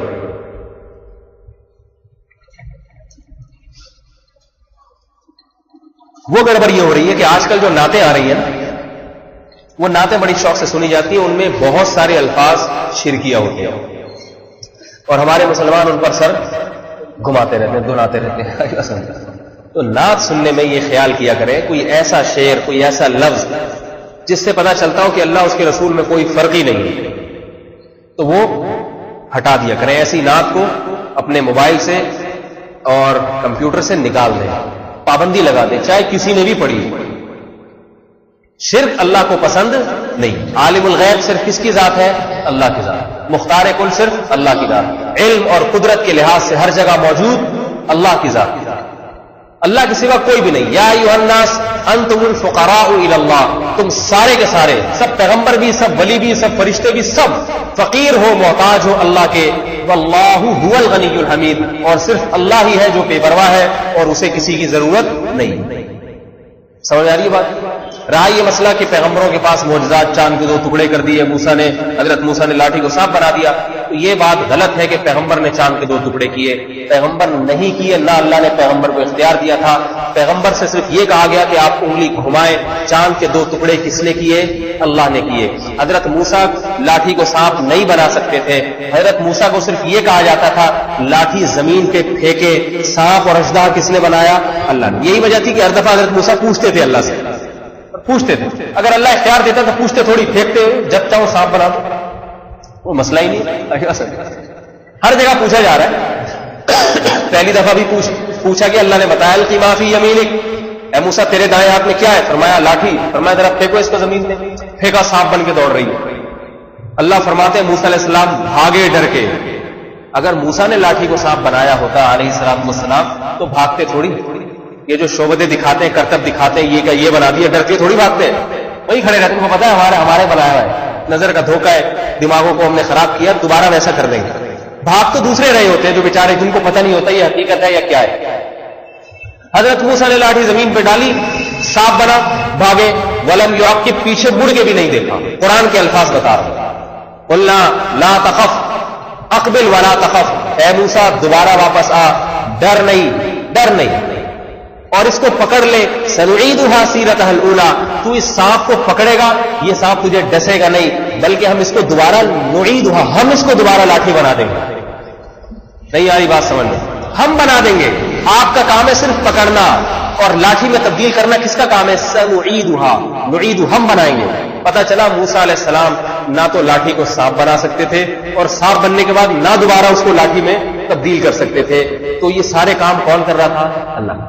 معجزہ اللہ ظاہر کرتا ہے، ہاتھ صرف پیغمبر کا استعمال ہوتا ہے۔ پیغمبر کے ارادے کا اس میں ذرہ برابر بھی دخل نہیں ہوتا۔ اگر کہیں پیغمبر کی طرف نسبت ہے تو مجازی نسبت ہے، مجازی نسبت۔ مجاز کیا ہوتا ہے؟ یہ ایک الگ بحث ہے، ہم بھی بعض دفعہ مجازن بہت سی چیزوں کی طرف نسبت کر دیتے ہیں۔ مجازی نسبت ہے، حقیقت کون ہے؟ اللہ کی ذات، اور جو حقیقت میں کرتا ہے مانگا اس سے جاتا ہے۔ سمجھ میں آ رہی ہے نا بات؟ تو موسیٰ علیہ السلام نے جادوگروں سے مقابلہ ہوا، پہلے تو چلو لاٹھی کو سانپ بنتے دیکھا تھا نا، اب جب جادوگروں سے مقابلہ ہو رہا ہے تو حضرت موسیٰ کو تو چاہیے تھا، یہ کئی دفعہ اللہ نے بنائی، اب بھی بنا دے گا، پھینک دو اژدہا بن کے کھا جائے گا۔ موسیٰ علیہ السلام کو پتہ نہیں تھا بنے گی کہ نہیں بنے گی۔ تبھی جب سانپ موسیٰ علیہ السلام کی طرف دوڑے، حضرت موسیٰ گھبرا گئے۔ قلنا لا تخف، اے موسیٰ ڈر نہیں، انک انت الاعلی، تو ہی غالب رہے گا۔ القی ما فی یمینک، تیرے دائیں ہاتھ میں جو لاٹھی ہے پھینک دے اس کو زمین پر۔ یہاں بھی اللہ کہہ رہا ہے تو پھینکی، اور بتائے پھینکے گا تو ہوگا کیا؟ تلقف ما صنعوا، جو کچھ انہوں نے جادو دکھایا ہے یہ اژدہا ان تمام جادو کو نگل جائے گا۔ تو پیغمبر بالکل اسی طرح اللہ کے آگے محتاج ہے جیسے میں اور آپ محتاج ہیں۔ پیغمبروں کو فضیلت اس بنیاد پہ نہیں ہوتی کہ ان کے پاس کچھ ماوراء الاسباب کچھ اختیارات آ جاتے ہیں۔ پیغمبروں کو فضیلت صرف اس بنیاد پہ ہوتی ہے کہ وہ اللہ کا پیغام اللہ کی مخلوق تک پہنچاتے ہیں۔ اسی طرح اہل اللہ کی کچھ کرامتیں ہوتی ہیں، اہل اللہ کے ہاتھ میں کچھ کرامتیں اللہ دکھا دیتے ہیں۔ بعض ولی اللہ ایسے گزرے پچھلی امتوں میں، کوڑ کے مریض کے ہاتھ رکھا شفا مل گئی۔ ایک آدمی پیدائشی نابینا ہے، حدیث سے صحیح بخاری کی حدیث ہے، پچھلی امتوں میں ایک نوجوان تھا، جادو سیکھتا تھا، کافر اسے جادو سکھاتے، ایک اہل اللہ ایک بزرگ اس کو دین کی باتیں بتاتے، وہ دین کی طرف مائل زیادہ ہو گیا. اللہ نے اس کے ہاتھ پہ بڑی قربانیاں دی اس نے، اللہ نے اس کے ہاتھ پہ کرامت ظاہر کی، جیسے سورہ بروج میں بھی جس کا ذکر ہے. تو کیا ہوتا تھا، مادرزاد نابینا کے آنکھوں پہ ہاتھ رکھتا، بینائی بحال ہو جاتی. لوگ کہتے تو بڑا جادوگر ہے. وہ کیا کہتا ہے، میں نہیں کرتا، یہ کون کرتا ہے، اللہ کرتا ہے. تو اہل اللہ کی جو ہاتھ میں کرامتیں واضح دفعہ ظاہر ہو جاتی ہیں، پہلی بات تو اہل اللہ ہونا چاہیے. سمجھ آ رہی ہے بات؟ آج کل جس قسم کی کرامتیں جس قسم کے لوگوں کے ہاتھ پہ جاری ہو رہی ہیں، ان میں سے اکثر اہل اللہ نہیں ہے بلکہ اہل الشیطان ہے. سمجھ آ رہی ہے بات؟ مزاروں پہ بیٹھنے والے اہل بدعت ہوتے ہیں. اہل اللہ، کیونکہ اللہ کے نبی نے مزاروں کو گرانے کا حکم دیا ہے. مزاروں کو آباد کرنے، بیٹھنے کے ٹھکانے لگا کے وہاں بیٹھنے، اور جو آ رہے چڑھا رہے ان کے لڈو کھانے اور حلوے کھانے کا اللہ نے حکم نہیں دی. حضرت علی کو بھیجا، صحیح حدیث ہے کہ جو قبر ایک بالش سے زیادہ اونچی نظر آئے اسے گرا دو. جو کام نبی کر رہے ہیں، اور آپ نے فرمایا اے اللہ یہود و نصارہ پر لعنت کر، یہود و نصارہ پر اللہ کی لعنت ہو. انہوں نے اپنے پیغمبروں کے مرنے کے بعد ان کی قبروں کو سجدہ بنایا. اے اللہ میری قبر کو سجدہ نہ بنا. اور فرمایا کہ میری قبر کو عید کے میلوں کی طرح نہ بنانا. جب محمد صلی اللہ علیہ وسلم کی قبر پہ عرس نہیں ہو سکتا، اور آج تک نہیں ہوتا، وہاں میلے ٹھیلے نہیں ہو سکتے، وہاں لوگ دھرنے دے کے نہیں بیٹھ سکتے، تو کسی اور بزرگ کی قبر پہ کیسے بیٹھ سکتے ہیں؟ یہ بالکل حرام ہے، جائز نہیں ہے. قبرستان میں رش لگانا یہ ویسے ہی ناجائز ہے. قبرستان کوئی آباد کرنے کی جگہ تھوڑی ہے، تو خاموش کالونی ہے. گزرو چپکے سے، میت کے لیے دعا کرو، اپنے لیے کچھ عبرت حاصل کرو، ہم نے بھی آنا ہے، نکل لو وہاں سے. آج قبرستان پہ ایک بیٹھے ہوئے ہوں گے عزیز میاں قوال کی طرح کے بزرگ، صحیح ہے نا، لوگ آ رہے ہوں گے تعویذ دم درود اور کرامتیں دکھا رہے ہوں گے. یہ کرامتیں نہیں ہوتی، یہ شعبدے ہوتے ہیں. شعبدے بعض لوگ جنات سے کام لیتے ہیں الٹے سیدھے. سمجھ میں آ رہی ہے نا بات؟ اور جنات کو اللہ نے کسی قسم کے اختیارات نہیں دیے. جنات الٹی سیدھی کچھ حرکتیں ایسی دکھا دیتے ہیں، لوگ کہتے ہیں یہ بابا تو بڑا طاقتور، پتہ نہیں کیا کر سکتا ہے، کچھ بھی نہیں کر سکتا. نازیبا الفاظ استعمال کر رہا ہوں، اس بابا کا پجامہ چھین کے اگر بھاگ جائے، خدا کی قسم وہ اپنا پجامہ نہیں چھین سکتا عزت بچانے کے لیے، معذرت کے ساتھ. لیکن اس وقت میرے ذہن میں اس سے اچھی کوئی مثال آ نہیں رہی. آئی بات سمجھ؟ جو بابا اپنا پجامہ نہ، وہ اولاد کہاں سے دے گا آپ کو؟ وہ آپ کی بگڑی کہاں سے بنائے گا؟ صحیح ہے نا؟ ایسے بدبخت ہوتے ہیں یہ. ان کے کرتب اور ان کے شعبتوں سے کبھی متاثر نہ ہوا کریں. کبھی متاثر کچھ بھی دکھا دیں، ہوا میں اڑ کے دکھا دیں. نظر کا اکثر تو نظر کا دھوکہ ہوتا ہے. نظر کے دھوکے بڑے عجیب عجیب ہوتے ہیں. آپ کو بتاؤ یہ باقاعدہ فن ہے. جن لوگوں کو اس میں مہارت ہو جاتی ہے نا دماغ کو کنٹرول کرنے کی، آپ کے سامنے مٹی ہاتھ پہ رکھیں گے اور کچھ پڑھ کے پھونکیں گے، آپ کو مٹی سونے کی ڈلی نظر آئے گی. ہر ایک پر اثر نہیں ہوتا، یاد رکھیں، ہر ایک پر نہیں ہوتا. لیکن ذرا سے بھی ذہن کمزور ہوگا وہ متاثر ہو جائے گا. ایک جلدی علی واقعہ سنا دو. ہمارے ایک دوست نے بتایا کہ کہیں جا رہے تھے، کہہ رہے میں نے دیکھا ایک بابا کھڑا ہوا اتنی بڑی داڑھی صدر میں، مجھے بلایا ادھر آ بھائی. میں نے پوچھا جی. کہہ رہے یہ اٹھا، زمین پہ ایک ماچس کی تیلی پڑی تھی. کہا اٹھا. یہ کیا ہے؟ میں نے کہا ماچس کی تیلی. کہا اسے کھا جا. کہہ رہے میں نے کہا بابا کہہ رہے کھانا پڑے گا. کھایا تو مصری تھی، میٹھی، نکل لیا میں. پھر میں نے کہا یار بڑے پہنچے ہوئے بزرگ ہیں. اس نے کہا یہ اٹھا، کچھ اور اٹھایا مٹی کا ڈلا، کھا جا. کھایا تو وہ چنا تھا یا پتہ نہیں کیا. عجیب عجیب شعبے دے. کہہ رہے اتنے میں دو چار اور نوجوان آ گئے، ان کو بھی ایسے ہی کیل کو کبھی چینی بن رہی ہے کبھی کیا بن رہی ہے، اور بابے کے کرشمے. لڑکے حیران ہو رہے ہیں. کہہ رہے مجھے یہ تھوڑا علماء کے ساتھ اٹھنا. کہہ رہے میں نے کہا یہ کوئی نہ عجیب سا تصرف دماغ پہ کر رہا ہے، یہ جیبے ویبے لوٹ کے بھاگے گا. اس سے پہلے کہ کچھ کرے یہ الٹی سیدھی حرکت نکل لو. کہتے ہیں نا پتلی گلی سے نکل لو. کہہ رہے میرا سائڈ پہ ہو گیا. میں نے کہا دیکھو ان کے ساتھ معاجرہ کیا ہو رہا ہے. کچھ نوجوان تھے، ان کو یہ آدمی جانتا بھی تھا. کہہ رہے ان کو اسی طرح کچھ دکھاتا رہا تو ان لڑکوں نے نکال کے بابا کو ہدیہ دیا 500 روپئے. انہوں نے کہا پھر مٹی ہے مٹی، دولت، ہم اس دولت پہ نہیں مرتے، ہمارے لیے مٹی ہے. ان کو اور اعتقاد ہو گیا کہ حضرت تو کچھ ضرورت سے زیادہ پہنچے ہوئے ہیں. اتنے پہنچے ہوئے پاکستان میں کم از کم نہیں ہو سکتے، بہت ہی پہنچے ہوئے، پیسہ ہی نہیں لے رہے. خیر اس طرح لوگ آتے گئے. حضرت صاحب کبھی مٹی کو کیا بنا کے دکھا رہے ہیں، کبھی کسی کو کیا بناؤ. بن کچھ نہیں رہا تھا سوائے دماغ پہ مسمرزم جو ہے نا، یہ قل اللہ پڑھنے سے بھی ہو جاتا ہے. یہ بتا دوں آپ کو میں، قرآن کی آیتیں پڑھنے سے بھی ہو جاتا ہے، بس اس کو دماغ پہ قابو میں رکھنا پڑتا ہے.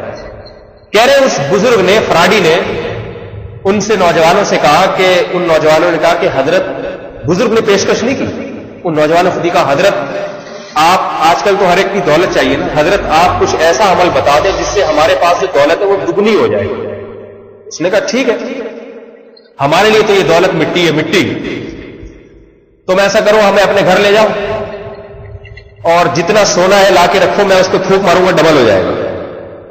انہوں نے کہا چلو جی، گاڑی میں بٹھائے لے گئے. اس بزرگ صاحب نے کیا کیا ہے، صوفے پہ بیٹھ کے جتنا سونا ہے منگوایا اور گھر کی خواتین سے ایک ایک بالی، ایک ایک لاکٹ اتروایا، گھڑیاں اتروائیں، کہا جتنے پیسے رومال میں ڈبل، ہر چیز ہوگی، ہر چیز ڈبل ہو جائے گی. ایوہ سمجھ، چھوڑنا چھپانا کچھ نہیں. لڑکا ظاہر ہے بزرگ ہے، ان کو تو ویسے ہی پتا چل جائے گا کہاں کیا چھپایا ہوا ہے. حالانکہ پتا کچھ نہیں چلتا بھائی. لا کے سب کچھ رکھا اور سب مرد و خواتین کو کہا کہ آپ لوگ سر پہ چادر ڈال کے بیٹھ جائیں اور یہ والی تسبیح پڑھنا شروع کرتے ہیں. ابھی عمل شروع ہو رہا ہے، عمل شروع ہو رہا ہے. یہ والی تسبیح گردن جھکا کے سب پڑھے اور عمل شروع ہو رہا ہے. میں بھی پڑھوں گا، میں پھونک لگاؤں گا، ڈبل ہو جائے گا. ان کو ایسا ان کے دماغوں پہ اثر کیا کہ وہ بالکل سر پہ چادریں ڈال کے مرد بھی خواتین کی تسبیح میں لگے گئے اور انہوں نے اچھی طرح گٹری لپیٹی، گھریں لگائیں، نکل گئے، گھر تک پہنچ گئے. یہ پھر بھی وہی کے وہیں بیٹھے ہوئے تسبیح ہاتھ میں. کافی دیر کے بعد جب دماغ پہ وہ چیزیں چھٹی ہیں اور ختم ہوئی ہیں، اپنے ہوش میں آئے، دیکھا بڑے چیخے، کوئی ڈاکو اتنا مال نہیں لے کے بھاگتا جس طرح وہ بدبخت لے کے بھاگا. سمجھ میں آ رہی ہے بات؟ تو شعبتوں سے فوراً متاثر نہیں ہو جانا چاہیے. ہاں بعض دفعہ اہل اللہ کے ہاتھ پہ کرامت ظاہر ہوتی ہے تو فرق یہ ہونا چاہیے کہ اہل اللہ ہے یا نہیں ہے. تو اور یاد رکھو اہل اللہ کے ہاتھ بھی بعض دفعہ کرامت ظاہر ہوتی، وہ کرامت نہیں ہوتی. بعض دفعہ ان کے دماغ پہ کوئی تخیل ہو جاتا ہے. ابھی ایک ایس ایم ایس بہت گھوم رہا ہے کہ ایک بزرگ کے بارے میں کہ ان کو کشف ہوا ہے کہ 21ویں رات جو تھی نا وہ لیلۃ القدر تھی. تو یہ بات مناسب نہیں ہے. آئی بات سمجھ؟ اگر کشف ہوا بھی ہے تو کشف کوئی شرعی حجت نہیں ہے. اپنی ذات کی حد تک، جیسے مجھے اگر کشف ہو جائے آج رات لیلۃ القدر ہے تو زیادہ سے زیادہ میں یہ کہوں گا کہ غالب گمان میرا یہ ہے کہ آج لیلۃ القدر ہو سکتی ہے، لیکن مجھے یہ نہیں چاہیے کہ میں دوسروں کو بتاؤں. شریعت نے ایک چیز کو چھپایا ہے، اس میں حکمتیں ہیں. اب اگر 21ویں رات لیلۃ القدر تھی، اس کا مطلب ہے آج پھر سو جاؤ کراٹے لے. صحیح ہے نا؟ شریعت نے چھپایا اس لیے تاکہ پتہ نہ چلے اور اس لالچ میں پورے اشرے عبادت چلتی رہے. تو شریعت کیوں میرے بھائی کسی کو بتائے گی اس طرح یقینی طور پر؟ تو بعض چیزیں کرامت نہیں ہوتی، لیکن بزرگ بھی بعض دفعہ اس کو کرامت سمجھ رہے ہوتے ہیں، حالانکہ اس کا کرامت سے تعلق نہیں ہوتا. علم میں بعض دفعہ پختگی نہیں ہوتی، مضبوطی نہیں ہوتی. ایک غیر کرامت کو انسان کرامت سمجھنا شروع کر دیتا ہے اور ان کے مریدین بھی. اس میں بزرگ کی غلطی نہیں ہوتی. بعض دفعہ علم کامل نہیں ہے، اس کی وجہ سے انسان غیر کرامت کو کرامت سمجھنا شروع کر دیتا ہے. تو یہ بھی ہوتا ہے. اس لیے ان کرامتوں کے چکر میں پڑنے کے بجائے بہتر نہیں ہے کہ جو شریعت نے قرآن حدیث نے کہا ہے اس پر عمل کرتے چلے جائیں. اللہ آپ کو ہی صاحب کرامت بزرگ بنا دے گا. آپ کے ہاتھ میں ہی اللہ کرامتیں ظاہر کرنا شروع کر دیں گے اگر کبیرہ گناہوں سے بچنا شروع کر دیں. اور سب سے بڑی کرامت جو اہل تقویٰ کو عطا ہوتی ہے، یرزقہ من حیث لا یحتسب، وہ کہ ان کو ایسی جگہ سے اللہ روزی عطا فرماتے ہیں جہاں سے گمان نہیں ہوتا. یہ کرامت ہر متقی کے ہاتھ پہ جاری ہوتی ہے جو کبیرہ گناہوں سے، جو مرد بچے گا، جو عورت بچے گا. تو میں اپنی بات کو ختم کرتا ہوں. وہ کبیرہ گناہ کی فہرست تو اب تھوڑی سی ہے، اس میں وقت کافی زیادہ لگ جائے گا. موٹے موٹے بتا دیتا ہوں. شرک یہ سب سے بڑا کبیرہ گناہ ہے. نماز کو جان کر قضا کر دینا، فرض نماز کو، کبیرہ گناہ ہے. اپنے ماں باپ کے دل دکھانا، ان کی نافرمانی کرنا، ان کو ستانا، کبیرہ گناہ. خونی رشتوں کو توڑنا، بھائی بہن کا رشتہ ہے اور چچا پھوپھی خالہ وغیرہ کا قریبی رشتہ، ان کو توڑنا. کئی سال ہو جاتے ہیں جناب بہن بھائیوں میں بات بند ہے، بات نہیں کرتے. یہ کبیرہ گناہ ہے. نبی علیہ السلام نے فرمایا کہ لیلۃ القدر میں بھی ایسے شخص کی بخشش نہیں ہوتی، لیلۃ القدر میں بھی نہیں ہوتی. اتنا بڑا جرم ہے. اسی طرح سود کھانا بہت بڑا جرم ہے. مسلمان کو ناحق قتل کر دینا بہت بڑا جرم ہے.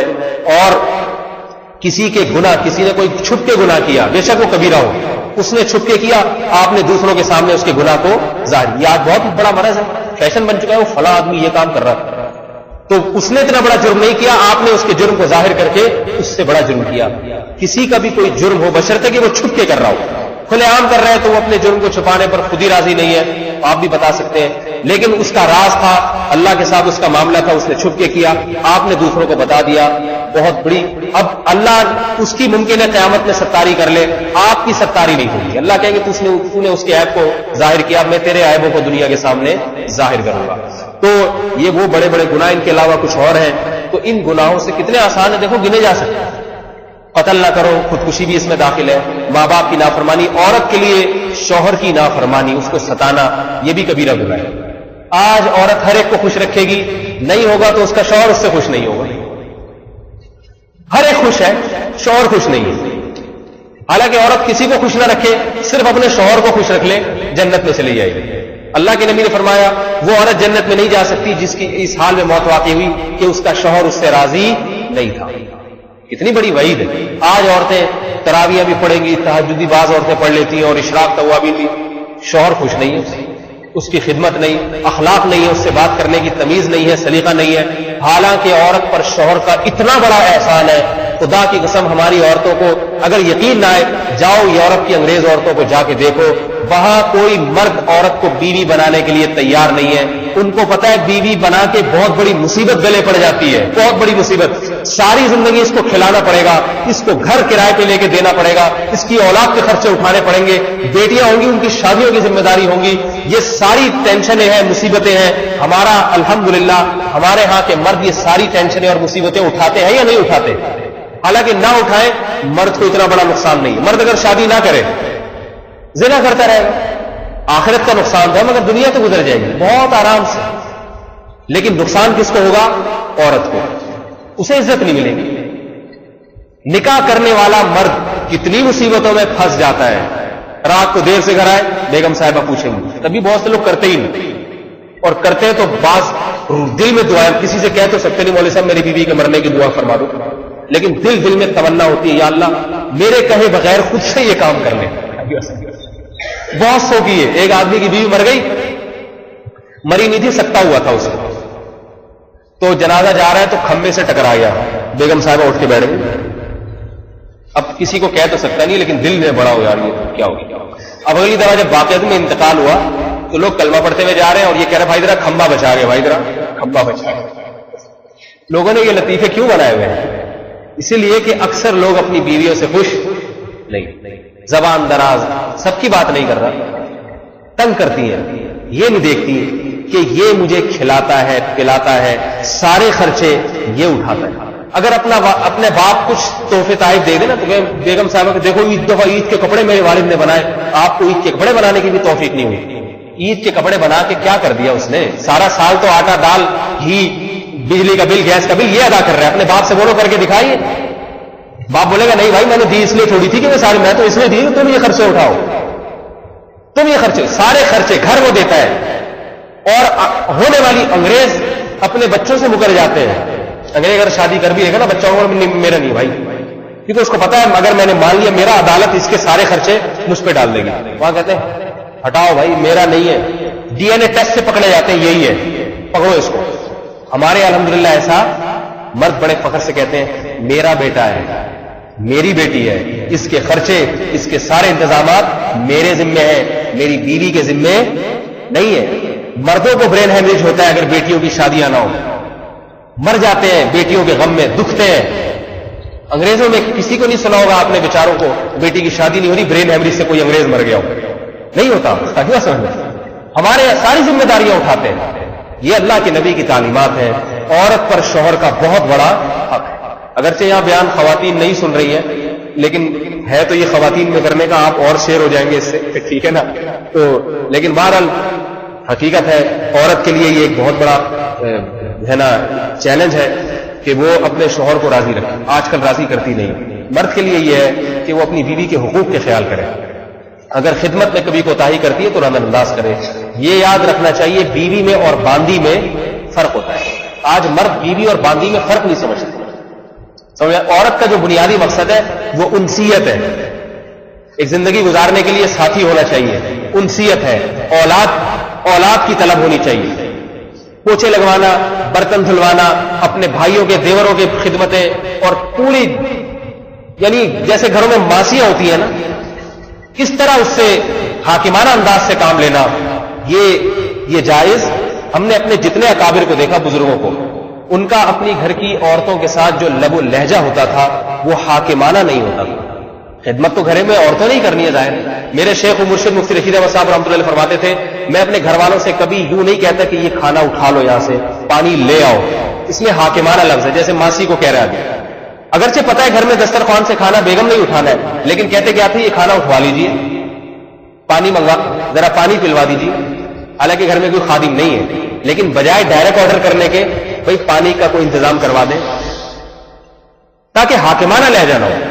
تو یہ چیز بھی ہمارے معاشرے میں ختم ہو گئی. بیوی آتی ہے تو ایسا اس کو گرل فرینڈ کے تو بڑے نخرے اٹھائے جاتے ہیں، ایزی لوڈ بھی ہو رہا ہے، اور اگر ناراض ہو جائے گی تو منانے کی فکر بھی ہو رہی ہے. اور جو حلال ہے، جو بیوی بن کے آئی ہے، اس کے ناز و نخرے نہیں اٹھائے جاتے ہیں. اس سے ایسے ماسیوں کی طرح گھروں میں کام لیے جاتے ہیں. شریف عورتوں کی جو نہیں ہوتی شریف، وہ تو پہلے دن سے آگے بتا دیتی ہے ہم کام کرنے کے لیے آئے نہیں. وہ پھر لڑائی جھگڑے، پھر جو بعض ہوتے ہیں وہ بعض کو طلاق دے دیتے ہیں، بعض کہتے ہیں چل بھائی میں ہی ساری کام کر لوں گا، تجھے میں گھر میں لایا ہوں صحیح ہے نا، بٹھانے کے لیے دیکھنے کے لیے بس.